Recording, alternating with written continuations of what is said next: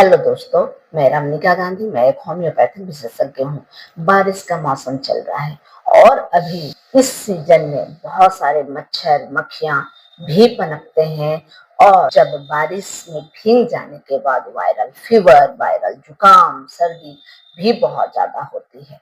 तो ऐसे स्थिति में या तो वायरल फीवर बहुत ज्यादा होते हैं, टाइफाइड फीवर बहुत ज्यादा होते हैं, या मलेरिया फीवर बहुत ज्यादा होते हैं, डेंगू फीवर बहुत ज्यादा होते हैं। तो ऐसी स्थिति के लिए कॉम्बिनेशन आप तैयार करके रखें, बेहद अच्छा आपको लाभ करेगा। तो ये कॉम्बिनेशन क्या है?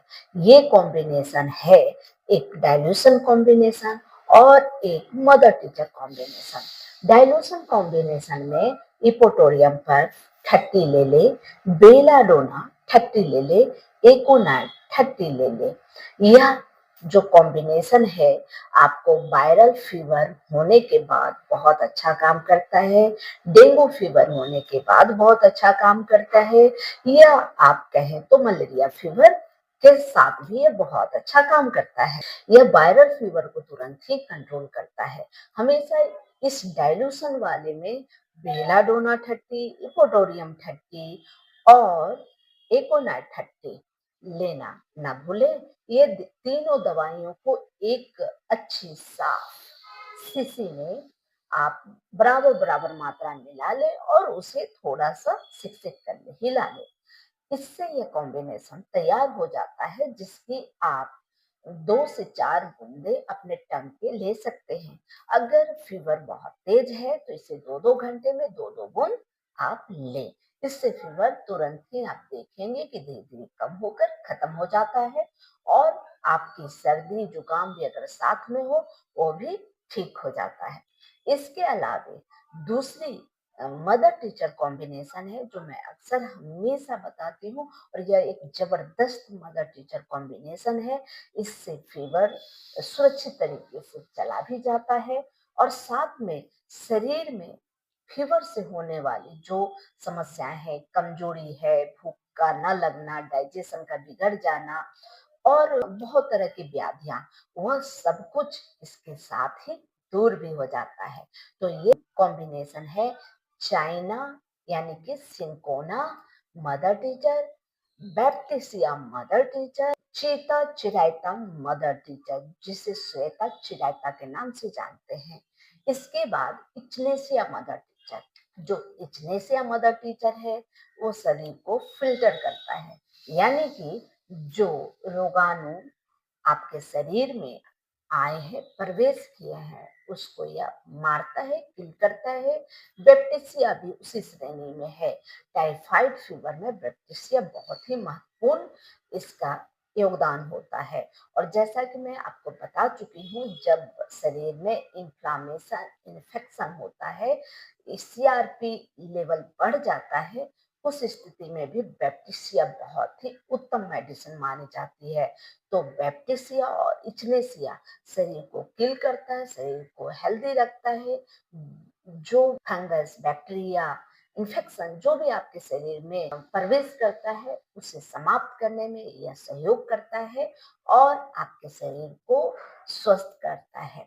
इसके अलावा जो चाइना है, जैसे कि मलेरिया के लिए यह उत्तम दवाई है।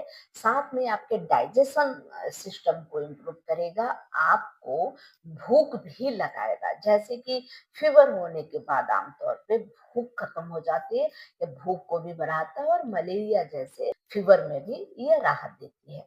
इसके बाद बात कर लेते हैं श्वेता चिरेता। यह आयुर्वेद में भी श्वेता चिरेता को मतलब चिरायता को बुखार नाशक बोला जाता है, बुखार नाश करने के लिए इसका उपयोग होता है।